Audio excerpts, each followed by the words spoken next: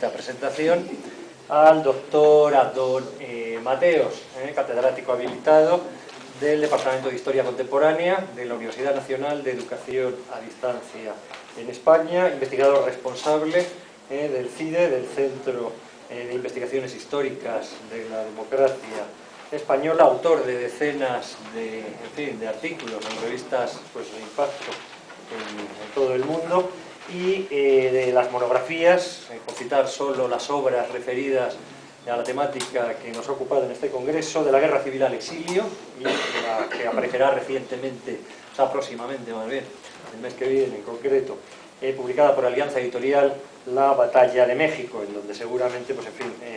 nos va a contar algunas de las cuestiones que va a desarrollar en esta conferencia magistral, así como de diversas obras colectivas, como en torno, una de las especialidades principales del doctor Mateos es el estudio de la historia del socialismo español, sobre todo durante las décadas de los 30 y de los 40, como ponen de manifiesto sus trabajos colectivos, por ejemplo, en torno a Indalecio Prieto y la política española, o Ay de los vencidos, exilios y países de acogida. Y sin más, le cedo la palabra al doctor Abdón Mateos, que además, como todos ustedes saben, eso ha sido un poco el impulsor, de este congreso que estamos clausurando. Bueno, muchas gracias, Agustín, por tu amable presentación y sobre todo también por las labores de coordinación y de estímulo de este congreso en México, que yo creo que ha sido también uno de los pilares fundamentales de que este congreso internacional sea posible. Para mí también es una alegría, después de 3 años quizá, o 4, volver a la Universidad Michoacana, donde ya he tenido, y al Instituto de Investigaciones Históricas, donde he tenido en otros momentos ocasión de participar en otras actividades del instituto, ¿no? Y bueno, pues yo creo que ya es como el 8º viaje o el 10º viaje a Morelia en estos últimos 15 años. Y en fin, para mí Morelia es un sitio que forma parte ya de mi memoria, ¿no? De los que se llama de los lugares de la memoria. Bueno, lo que voy a hablaros hoy como conferencia final del Congreso se titula El hundimiento de la República y la esperanza de México, y trata del último año de la República Española, de abril de 1938 a marzo de 1939. Se trata precisamente de un extracto del primer capítulo de ese libro que se llama La Batalla de México, un final de la Guerra Civil y ayuda a los refugiados en 1939-1945. Bueno, yo creo que el momento ese final de la Guerra de España, ese momento final, hizo concebir un triple espejismo a los últimos responsables republicanos. Por un lado, la mediación internacional para una paz sin represalias. En segundo lugar, la tolerancia de Franco con la libre evacuación a cambio de la rendición. Y por último, las posibilidades de una emigración masiva a América que trasladara al Nuevo Mundo los proyectos reformistas y regeneracionistas de los republicanos. En ese sentido, voy a desarrollar en esta conferencia el proyecto de una emigración masiva a México de Indalecio Prieto, en primer lugar, la política de resistencia de Negrín, cuyo objetivo implícito era la mediación de las potencias democráticas para una paz negociada, y la ciega confianza del Consejo Nacional de Defensa en que Franco toleraría la evacuación de los responsables republicanos a cambio de la rendición. En el verano-otoño de 1937 se produjo, como es bien sabido, y lo recuerdo aquí, la caída del Frente Norte, y esto supuso que tanto Azaña como Prieto dudaran de la victoria final republicana y empezaran a buscar negociaciones de paz con la mediación de las potencias democráticas europeas. Prieto consideraba que estas potencias, y sobre todo Francia, habían traicionado a la causa de la República, y dudaba además de la voluntad francesa para acoger un nuevo y masivo exilio político español. Quizá por ello decidió sondear a la República Mexicana sobre la voluntad de acoger una emigración política de unas decenas de miles de responsables republicanos y de sus familias. A este respecto hay que recordar la simpatía con que el Partido Socialista había acogido la Revolución Mexicana institucionalizada desde la presidencia de Plutarco Elías Calles y las estrechas relaciones establecidas entre las dos repúblicas poco después, desde 1931. Por otra parte, todavía estaba pendiente de liquidar la deuda mexicana por la compra de buques de guerra mediante un empréstito que estaba siendo compensado durante la guerra con el suministro de alimentos y armas a la República Española. El encargado de cumplir esta misión fue el vicesecretario de la Comisión Ejecutiva del PSOE, Juan Simeón Vidarte, afín a la corriente centrista del partido, liderada por Prieto, y por entonces su secretario de Gobernación. Junto a la misión de liquidación de la deuda por los buques, de la deuda de los barcos, Vidarte era portador del objetivo confidencial de sondear la disposición de Cárdenas, del presidente Cárdenas, para acoger a unos miles de republicanos españoles en México ante una previsible derrota. Este viaje se inició precisamente en octubre de 1937, justo en el momento de la liquidación del Frente Norte, con la caída de Asturias, regresando a España el 15 de febrero de 1938, en plena retirada republicana de Teruel. A menudo se ha presentado esta gestión como algo planteado por el presidente Negrín. A juicio de historiadores como José Antonio Matesanz, la doble misión de Vidarte demostraría la calidad de estadista de Negrín al contemplar todas las posibilidades de futuro, la resistencia para la victoria y la evacuación en la derrota. Sin embargo, aunque es posible que la misión confidencial contara con la anuencia de Negrín, el propósito de planear una emigración de responsables republicanos hacia México respondía a una insistencia de Indalecio Prieto. Prieto, en este sentido, había reiterado a la ejecutiva del Partido Socialista y directamente ante Negrín la necesidad de contemplar la posibilidad de la derrota y, por tanto, la conveniencia de adoptar la previsión de situar en el extranjero divisas que permitieran el traslado de miles de responsables políticos a América y su posterior acomodo. Con toda seguridad, el por entonces ministro de Defensa hizo esta propuesta antes de la retirada de Teruel de febrero de 1938. Más adelante, un poco después, con ocasión del Consejo de Ministros del 16 de marzo, presidido por Azaña, Prieto condicionó su apoyo a la política de resistencia de Negrín a que, a cambio, se bloquearan en el extranjero suficientes medios para la emigración de los responsables republicanos. Negrín aseguró que ya había tomado medidas en ese sentido y, en cambio, por ejemplo, la voluntad del presidente Azaña en ese momento crítico de marzo del 38, con el hundimiento del Frente de Aragón y la inmediata llegada de las tropas republicanas, de las tropas franquistas al Mediterráneo, dividiendo en dos la zona republicana, la voluntad del presidente Azaña se vio condicionada por una manifestación tolerada por Negrín con el concurso del ejército y otros grupos políticos pidiendo la dimisión de los ministros traidores que planteaban esa posibilidad de cancelación de final de la guerra. Como es conocido, poco después se produjo la decisiva crisis de gobierno de abril de 1938, por la que los ministros socialistas Prieto y Zuazagoitia salieron del gobierno al mismo tiempo que el ministro del PC, Jesús Hernández, quien, no obstante, a pesar de salir del gobierno, fue nombrado comisario general del Ejército en la zona central. Este nombramiento de Jesús Hernández precipitó que Prieto saliera, que era el líder del Partido Socialista, precipitó que no solo dejara el Ministerio de Defensa, sino que no aceptara un nuevo puesto en el gobierno de Negrín. Y es el primer jalón de la ruptura entre los dos líderes socialistas, Negrín y Prieto. En este momento, con la división del territorio republicano en dos, como he dicho, con la llegada de las tropas franquistas a Vinaroz, al Mediterráneo por Vinaroz, y con el hundimiento del ejército republicano, el ejército popular en Aragón, que dejaba, en ese momento todo el mundo pensaba que dejaba abierto el camino libre a Barcelona, muchos creyeron que ese era el inmediato final de la guerra en pocos días. En ese momento de hundimiento, en ese contexto de hundimiento, en primer lugar en abril del 38, el Gobierno de México, a través del secretario de Gobernación, Ignacio García Tellez, hizo su primera declaración oficial ante la opinión pública, manifestando la disposición mexicana a recibir una inmigración masiva de republicanos. Sin duda, esta misión, esta declaración mexicana, respondía a esa misión confidencial a que he aludido antes de Vidarte, de Juan Simeón Vidarte, y a otra iniciativa similar que por los mismos meses había realizado el embajador de España, Félix Gordón Ordaz. A comienzos de mayo de 1938, el ministro de Estado, Julio Álvarez del Vallo, que era de nuevo ministro después de la crisis, y había sido también embajador en México entre 1931 y 1933, decidió que había que sustituir a Gordón Ordaz en su representación ante Cárdenas. Ayer salía en el debate el tema de por qué era necesaria esa sustitución de Gordón Ordaz, debido a un conflicto con el presidente Cárdenas por haber sacado del país sin su autorización material de aviación norteamericano.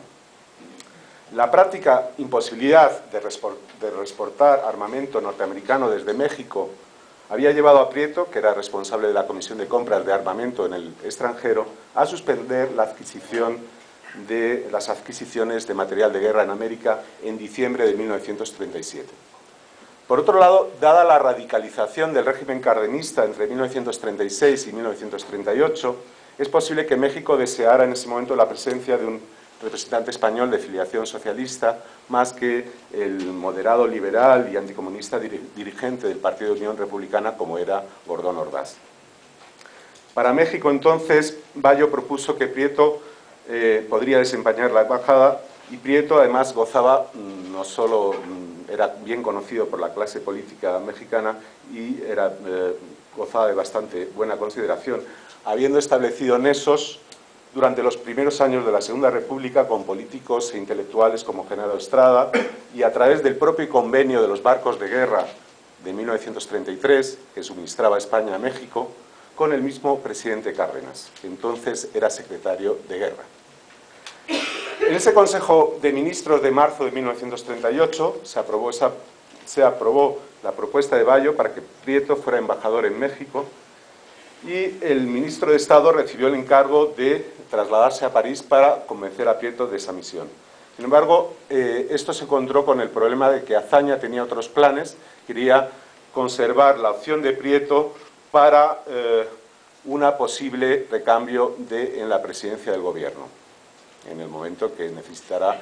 se produjera una nueva crisis de gobierno, y sustituir a Negrín por Prieto. Con lo cual, esa misión,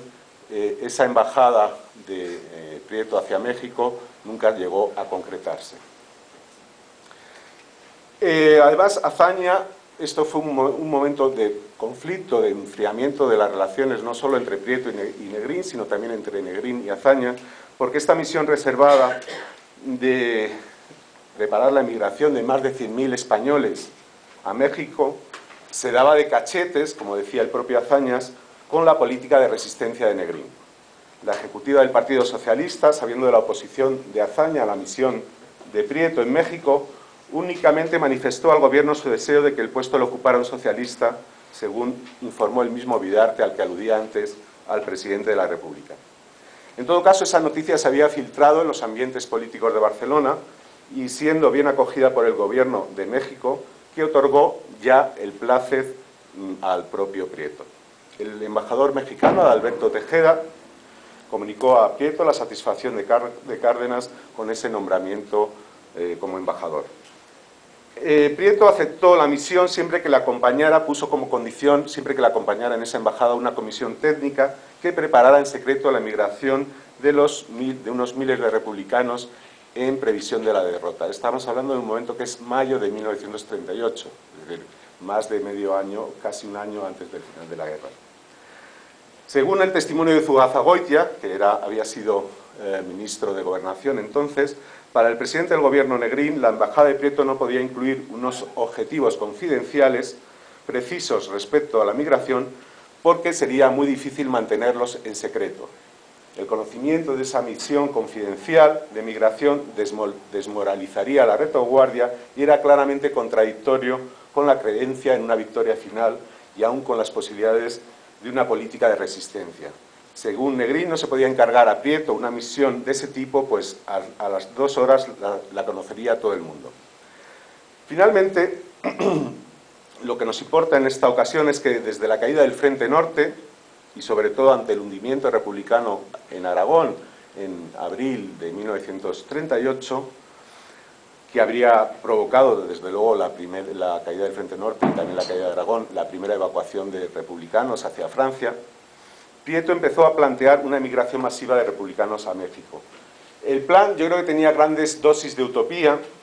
pues México entonces no estaba en condiciones de asimilar a una emigración masiva de más de 100.000 personas, por decir lo que se pensaba entonces, de responsables republicanos y de sus familias.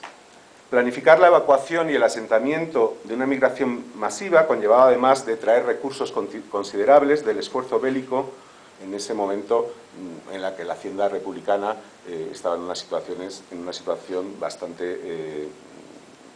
deteriorada, ¿no? Hay que tener en cuenta que a comienzos de 1938 las reservas de oro trasladadas a la Unión Soviética habían sido ya compensadas con suministros de armas y alimentos, y Negrín tuvo que concertar entonces ya, en 1938, empréstitos sin que estos estuvieran claramente reservados con reservas de oro y plata. El plan de emigración masiva asistida por el Gobierno de la República que propugnaba Prieto contemplaba una colonización agraria de tipo técnico, con obras hidráulicas de regadío, así como la implantación de pesquerías y de empresas siderúrgicas. Suponía, a mi juicio, trasladar el proyecto reformista republicano y la utopía regeneracionista de Indalecio Prieto al Nuevo Mundo. Este plan utópico de hacer socialismo en México lo presentó Prieto a Cárdenas en el momento de su arribo finalmente a México a mediados de febrero de 1939, soñando ambos con planes de desarrollo industrial y de colonización agraria. Semejante utopía modernizadora desconocía la realidad del régimen cardenista y las contradicciones de su sociedad. Esta falsa percepción de la realidad mexicana no solo la tenía Prieto, sino que era compartida por buena parte de los intelectuales y políticos republicanos liberales y socialistas, e incluso se puede observar entre los anarcosindicalistas españoles. Por ejemplo, yo creo que se ha aludido también en este congreso, Méndez Aspe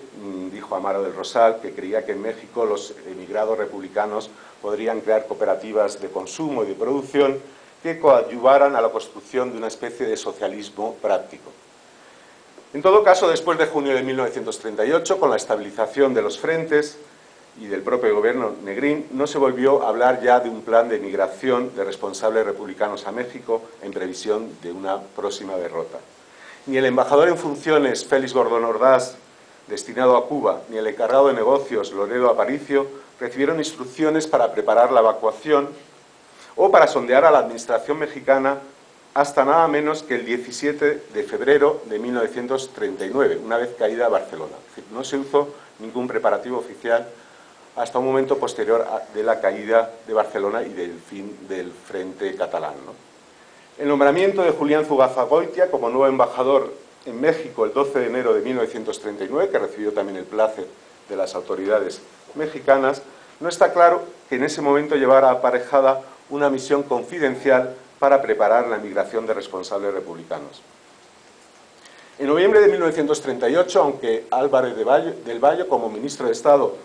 había encomendado a Prieto que visitara México tras la embajada extraordinaria para la toma de posesión del presidente de Chile, del Frente Popular de Chile, no parece que la visita conllevara tampoco ningún tipo de preparativos para una futura emigración. Quizá no sea casual que todavía a la altura de enero de 1939, en el momento de hundimiento del Frente en Cataluña, como he dicho, el gobierno Negrín todavía pensaba repatriar a España a los maestros y a los niños mayores de 16 años, a los niños de Morelia, conocidos así, evacuados en México, como es bien sabido, en 1937. Es decir, que todavía en enero del 39, cuando se estaba produciendo, poco antes de producirse el hundimiento de Cataluña y de Barcelona, todavía se pensaba repatriar a España a los maestros y a los niños que habían alcanzado ya una edad como 16 años. Es decir, que eso era completamente contradictorio con cualquier plan de emigración o de evacuación en previsión de la derrota. El hundimiento del frente, después de Borjas Blancas, en la batalla en torno a Borjas Blancas en Cataluña, trajo consigo la evacuación de Barcelona el 26 de enero de 1939. Como bien sabéis, la evacuación provocó un éxodo masivo de hasta aproximadamente 500.000 de personas que traspasaron la frontera catalana y se instalaron en el sur de Francia. Todavía en el puesto fronterizo de Lavajol, cerca de la frontera, los dirigentes socialistas insistieron ante Negrín para que Prieto convirtiera la visita de cortesía a Cárdenas en una misión para preparar la recepción de los refugiados en México. En ese momento Negrín no resolvió todavía nada, pero en el momento de traspasar la frontera encargó a Julián Zugazagoitia, que había sido nombrado embajador, pero no llegó nunca a tomar posesión, la creación de una junta, de un comité que se encargara de seleccionar a las personalidades civiles y militares que debían regresar a la zona central y atendiera a las necesidades del 500.000 de refugiados que habían sido internados en Francia. El mismo día 9 de febrero se celebró un Consejo de Ministros en Toulouse y Negrín decidió transferir los saldos de las cuentas del Estado republicano a una cuenta personal del delegado del Ministerio de Hacienda en la Embajada en París. Durante las apenas 2 semanas transcurridas entre el paso de la frontera y el reconocimiento francés hacia Franco, hacia el general Franco, Zugazagoitia, junto a Rafael Méndez, que también terminó instalado aquí en México posteriormente como médico reputado, y el jefe de Estado Mayor, Vicente Rojo, trataron de ayudar a los centenares de miles de refugiados. Pero la buena voluntad de estos políticos no podía salvar la carencia de preparativos del gobierno que no se habían hecho y de una cabeza rectora que tuviera la suficiente autoridad para coordinar las gestiones de ayuda. A los 3 días de traspasar la frontera, Rojo, el general del jefe del Estado Mayor, ya criticaba al gobierno Negrín por el abandono en el que se tenía a los refugiados, presentando la dimisión. Posteriormente, Vicente Rojo se puso a las órdenes de Martínez Barrio, adhiriéndose a la Junta de Defensa de Miaja y pensando por un momento en el regreso a la zona central. Esta insistencia de Rojo en la situación de los refugiados de Cataluña, entre los que se encontraba desde luego la masa del ejército, resulta sumamente reveladora. Como buen militar, una de las razones de la desobediencia de la orden de incorporación a la zona central se debía a que se sentía responsable de sus subordinadas, a esos 200.000 soldados que había en el sur de Francia, quejándose del abandono del gobierno Negrín y sintiéndose impotente para poder participar en una labor más efectiva de ayuda. Dada la vorágine de esos días terminales de la Segunda República, resulta complicado reconstruir los propósitos del gobierno Negrín en relación con el problema de los refugiados, la futura evacuación además de la zona central y la migración colectiva a México. El estado de la Hacienda republicana era crítico desde comienzos de 1938, una vez liquidadas las reservas de oro, por lo que la movilización financiera incluyó la venta de reservas de plata a Estados Unidos y Francia y de otros bienes de particulares en diversos lugares. Para ello, en mayo de 1938, el nuevo ministro de Economía y Hacienda, Francisco Méndez Azpe, creó una comisión especial de Hacienda en la Embajada de París. Para febrero de 1939, los recursos obtenidos por esa comisión especial empezaron a venderse o transferirse a cuentas bancarias de personas de confianza ante la amenaza de reconocimiento de Franco por parte de Gran Bretaña y de Francia. El gobierno de Negrín, una vez desde Toulouse, regresa a Alicante. Por otro lado, tenía que seguir prestando, seguir facilitando suministros alimentarios y de todo tipo para la resistencia desde la zona central republicana. Todavía a mitad de febrero de 1939, el embajador Marcelino Pascua en París, y el ministro de Estado, Julio Álvarez del Valle, insistían en recuperar el material soviético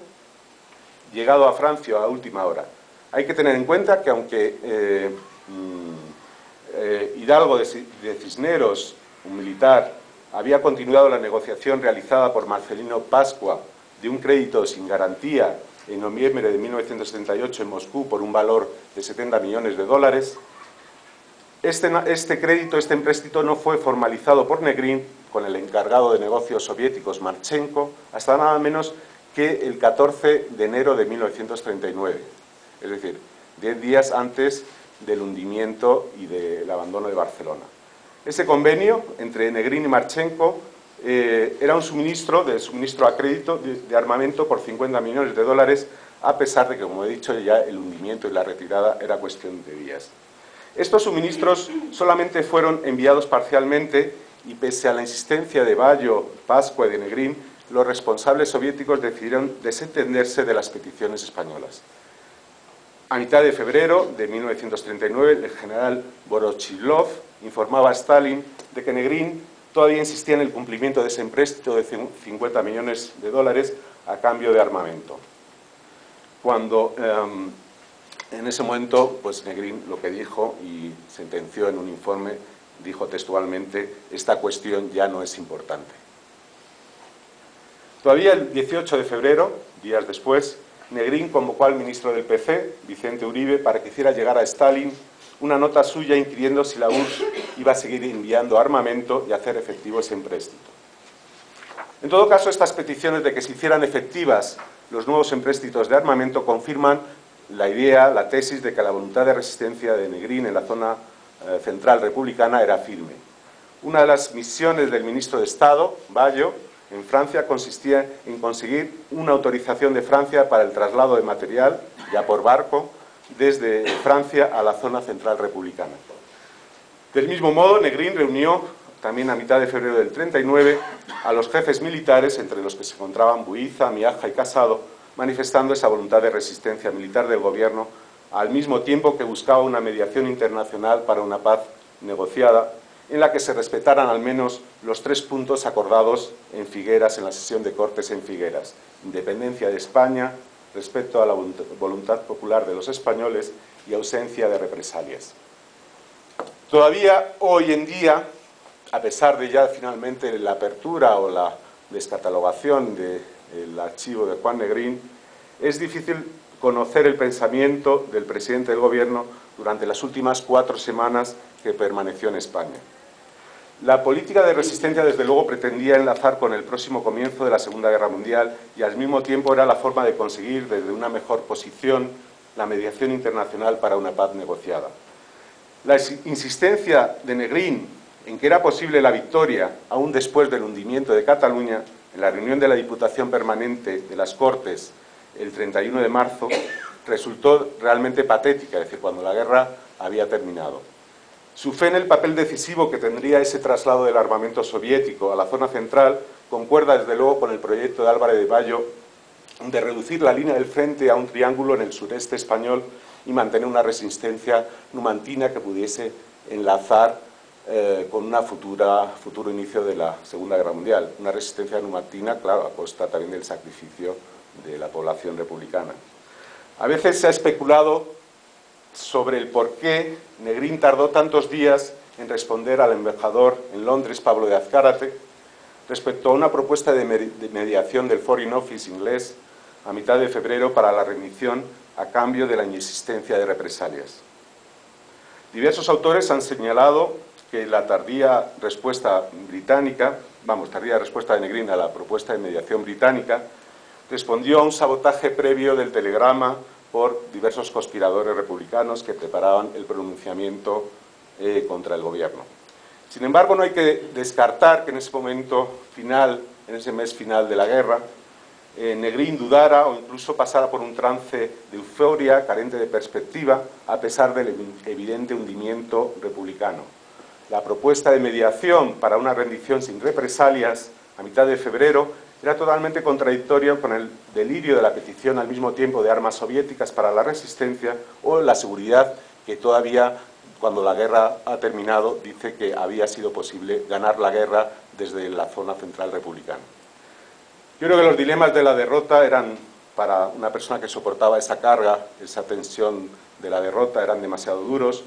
pero lo que no cabe duda a este respecto de lo que estamos tratando en esta conferencia es que los preparativos del gobierno durante sus últimas semanas en la zona central para la ayuda de los refugiados internados en Francia o la evacuación desde España, es decir, desde la zona central española, de la zona central republicana, fueron prácticamente nulos. Para historiadores como Ángel Bamonde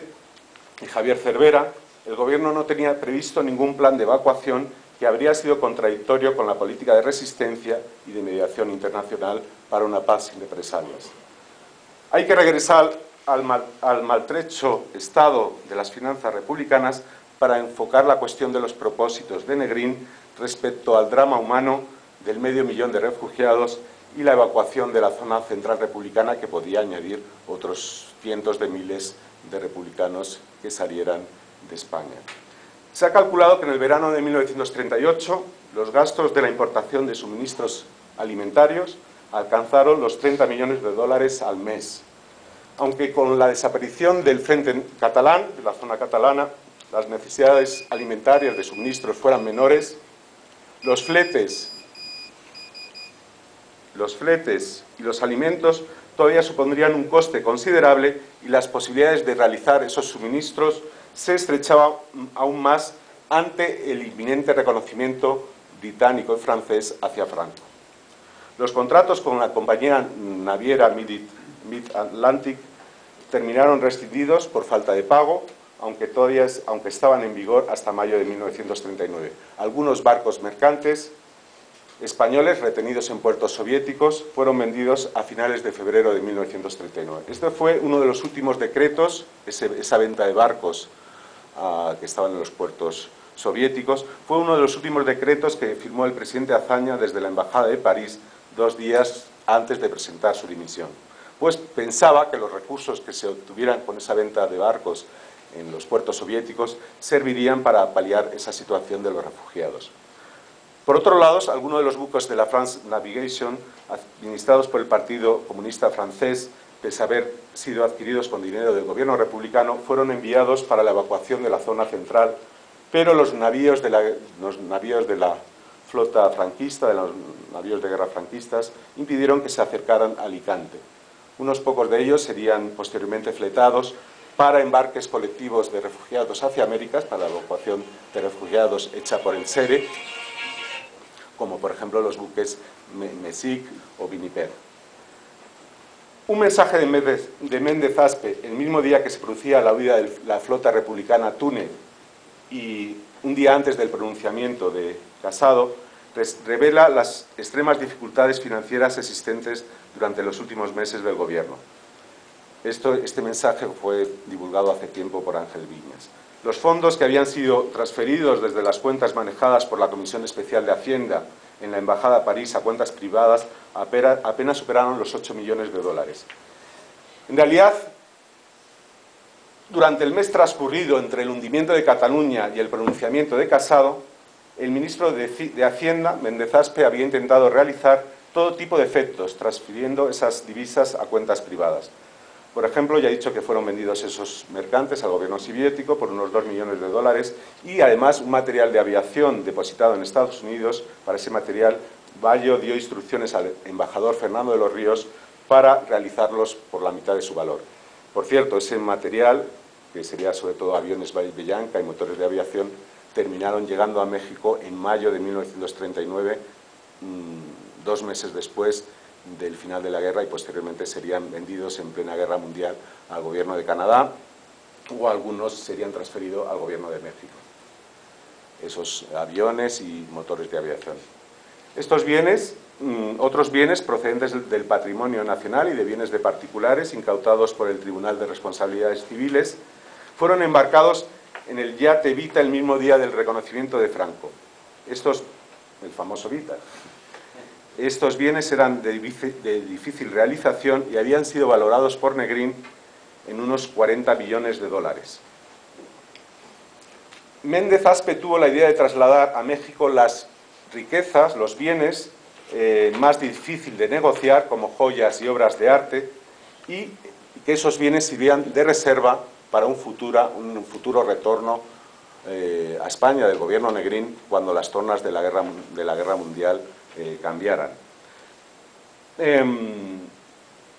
fin, se puede decir que los bienes diversos, divisas, bonos y efectos salvados por Negrín y Prieto al final de la guerra pueden valorarse en unos 50 millones de dólares. Aunque muchos de ellos, el material de guerra y barcos y obras de arte, eran de difícil conversión en numerario, en dinero. Ahora bien, el tesoro del Vita suponía, se puede decir, 3/4 partes de esos bienes salvados por los dirigentes republicanos. Y su transformación y venta, en colaboración con el gobierno de México, dio lugar a apenas unos 38 a 40 millones de pesos, que eran depositados en el Banco Nacional de México una vez producida su venta bien y transformación del oro en lingotes o bien la venta de pedrería en Estados Unidos. Por tanto, cabe concluir que, al parecer, el gobierno Negrín dispuso de unos 10 millones de dólares para atender las necesidades de los refugiados en Francia, enviar suministros a la zona central en los meses de febrero-marzo de 1939 y contratar buques para la evacuación de España y la emigración a México. Hay que tener en cuenta que, como he dicho, el propósito de Negrín era reservar el tesoro del Vita para una futura restauración de las instituciones republicanas y el retorno del mismo como presidente del Gobierno de España, más que gastarlos en la ayuda a los refugiados. Durante el último mes al frente del Gobierno, por tanto, las opciones de Negrín fueron muy limitadas y además sufrió un creciente aislamiento político. Había que optar, entre muchas necesidades, en la asignación de unos recursos que eran claramente limitados. Esto implicaba que había escasas posibilidades financieras para ayudar a los refugiados en Francia y evacuar la zona central. La única esperanza era la mediación internacional para una paz sin represalias y, por tanto, la libre emigración política.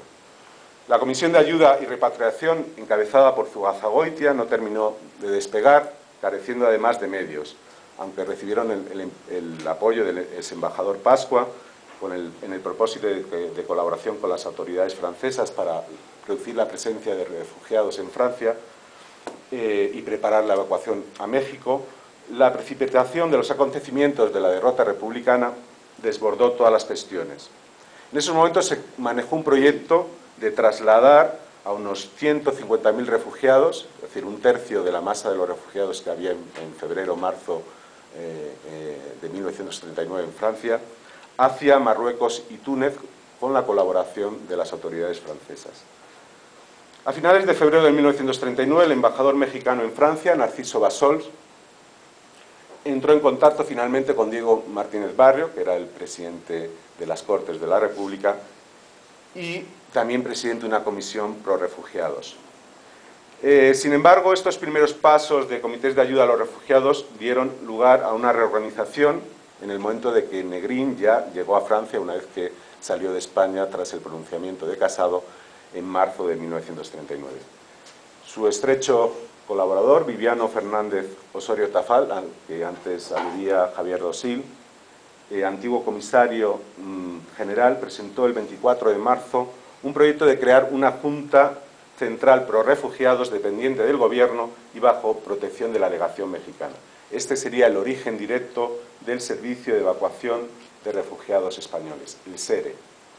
del que Osorio Tafal fue nombrado director. El 27 de marzo, además, ya desde fuera de España, desde Francia, en una orden Negrín designó al exembajador en Londres, Pablo de Azcárate, comisario delegado del Gobierno en el Comité Pro Refugiados. Sin embargo, la constitución formal del SERE habría de esperar al 2 de abril de 1939, un día después del final de las sesiones de la Diputación Permanente de las Cortes. La decisión de Negrín de continuar considerándose presidente del gobierno legal y legítimo de la República Española en el exilio, es decir, una cosa es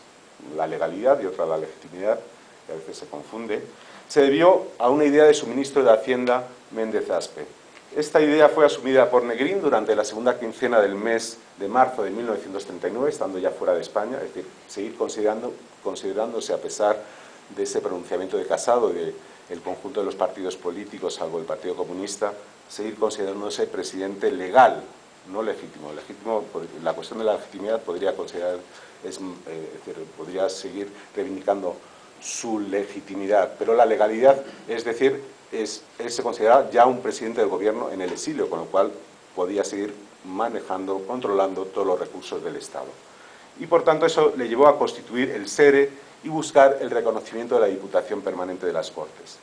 Durante las últimas semanas de marzo, Negrín por fin sostuvo conversaciones con los embajadores mexicanos en España y Francia, como he dicho, Narciso Bassols y Adalberto Tejeda, sobre la migración a México de republicanos españoles. De hecho, hay que notar que el servicio de evacuación nacía bajo el amparo de la legación mexicana en Francia y, como su nombre indica, tenía como prioridad la evacuación de unos miles de republicanos a México, más que la protección del conjunto de los refugiados españoles en Francia y en el norte de África.